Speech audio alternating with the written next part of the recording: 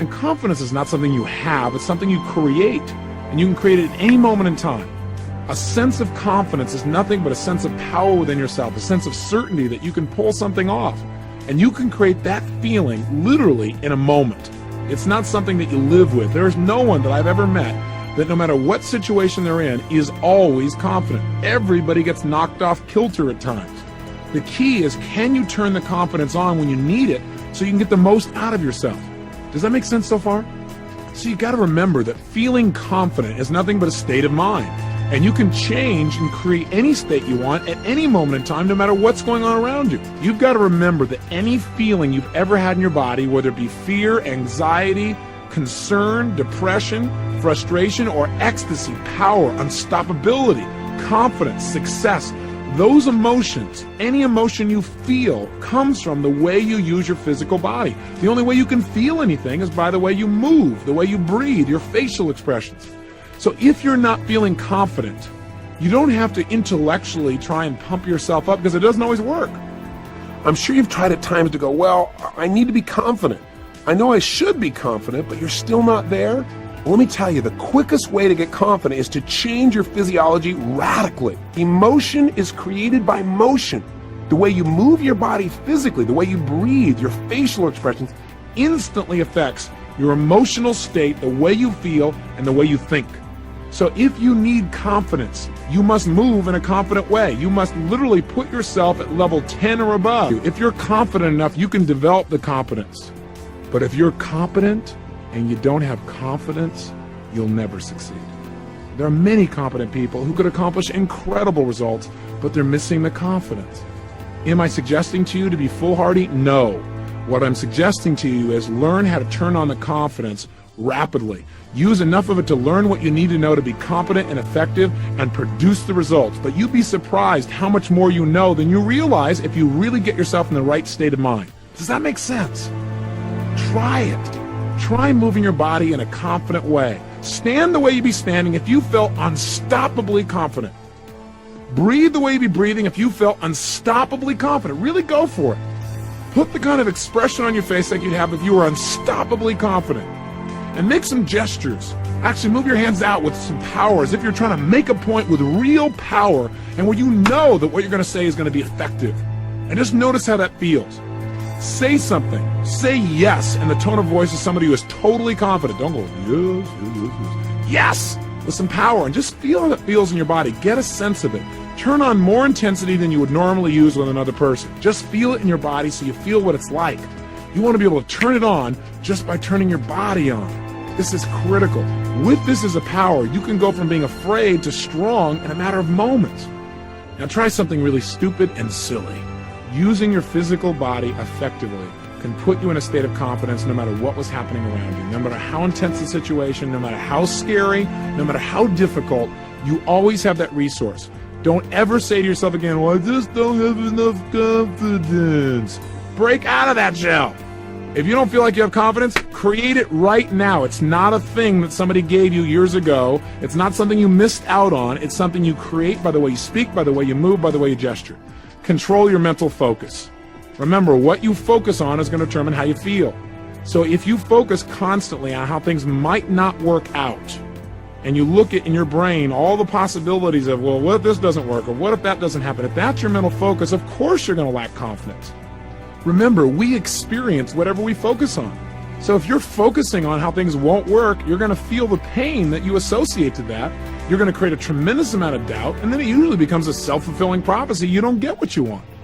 But when you expect and focus on one result and you say, this is what it is, I'm going to accomplish this, I expect it, immediately your level of self-confidence goes up and you feel active immediately because your brain says, hey, if I do this, I can get some pleasure in my life. Does that make sense?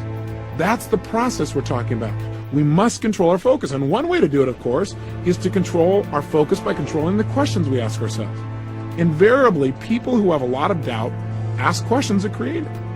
If you walk around in life believing that the only way you can feel confident is if you've already accomplished something, you got a problem.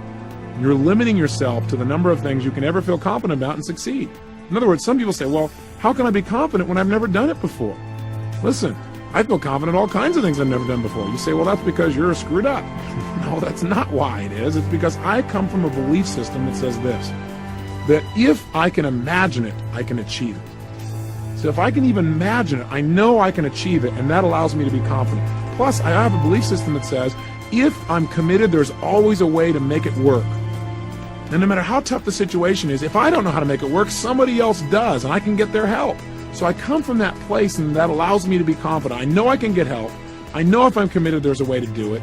And I know that anything in the past I've really been able to imagine accomplishing and finding a role model for, I can accomplish.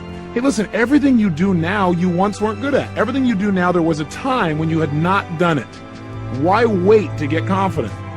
Besides that, I know I can be confident about what I'm about to begin because I know, look, if it doesn't work out, I'll learn something, and that makes me feel confident because that learning will allow me to be better in the future. In other words, set yourself up to be able to be confident. Again, I'm not suggesting be foolhardy. I'm just telling you how to turn confidence on when you need it. And most of the time, you do need it. What's the potential of any human being? I personally believe it absolutely is unlimited. None of us even come close to scratching our real potential. There are a lot of people who go out there and take a lot of action and still get lousy results. Why? Action by itself is great, but it is not enough. Success starts with our beliefs. That is the core of your performance. Think about it. See, the potential is there, but if for some reason you start out with some limiting beliefs like, well, I don't have that much self-confidence anyway, or I don't have the background, or I've never done this before, so I probably won't succeed anyway. If you have that belief, are you likely to tap a lot of your potential? Highly unlikely. Now, if you don't think you're going to succeed and you're not using much potential, are you likely to take massive action? Hardly. Now, when you tap a little bit of potential and you only take a little bit of action, what kind of results do you get? A little bit of results, if any. Now, what does that do to your brain and your beliefs? Your brain goes, see, I told you so. Now you have this reinforcing belief pattern because it points back to that experience. So what happens? You have even less belief. You tap even less potential. You take even less action if that's possible. You get even worse results. And now you're truly locked into the downward spiral to the point where now you start looking at how can you do the very least to get by. That's called death rattle to personal success. The opposite is also true too. Sometimes people have an experience in life where for some reason they get a result or something happens and they begin to absolutely believe, not just hope, but know that they can accomplish something. When that happens, whether it's because you changed your body or you had a new experience, you're going to tap a lot more potential when you know you're going to succeed, aren't you? And therefore, you're going to probably take a lot more action. Knowing you're going to succeed, you're inspired, you're going to go for it. When you take a lot of action and use a lot of your potential, what kind of results do you get? Usually great results. When you get great results, what does that do to your belief? Your brain goes, see, I told you would succeed.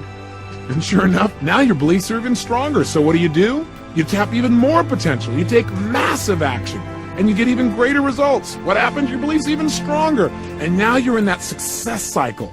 You're in that place where you literally have momentum that drives you to a whole new level. That's how beliefs are formed. You might say, well, how can I get results though? What do I do if I'm on the downward spiral? Well, you don't change your potential. That's always there. You don't just take action, although that's a great first step. You got to change your beliefs, and one of the easiest ways to do that is change your results in advance. If you want to succeed, you need to rehearse over and over succeeding until it's so real for you, your brain begins to believe it. Now you'll tap more potential, you'll take better action, and in real life you'll get better results. Then it'll reinforce your belief, and now you're off and running. Does this make sense? This is the way to create lifelong, unstoppable self-confidence. If you really want to be confident, know what causes people to lack in it. Focusing too much on yourself and not enough on other people will guarantee that you'll lack confidence. What do I mean?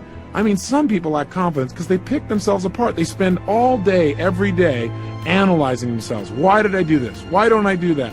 How come I never accomplish these things? They ask lousy questions, they get lousy answers, and they create a tremendous amount of self-doubt. Do you want to have more confidence? Stop analyzing yourself so much and focus on other people and how you can contribute to them. And as you start giving to other people, you'll feel more confident about what you can even do for yourself. Does that make sense? And finally this, you can feel confident if all you do is remember some of the things you've accomplished in your life. You are a successful, competent person. You've done a lot of things in your life extremely well. No matter who you are or what your background is, There are things in this world that you are really good at, things you've really accomplished in your life that you've got to be proud of. Every human being I meet, I know is my superior. Because I know all of us in life have focused our attention on various things, and whatever you focused on a lot, you're good at. And every human being I meet in my life, I know that I'm superior to in some way as well. And that makes me feel confident as well, knowing I can learn from other people and that I can give too.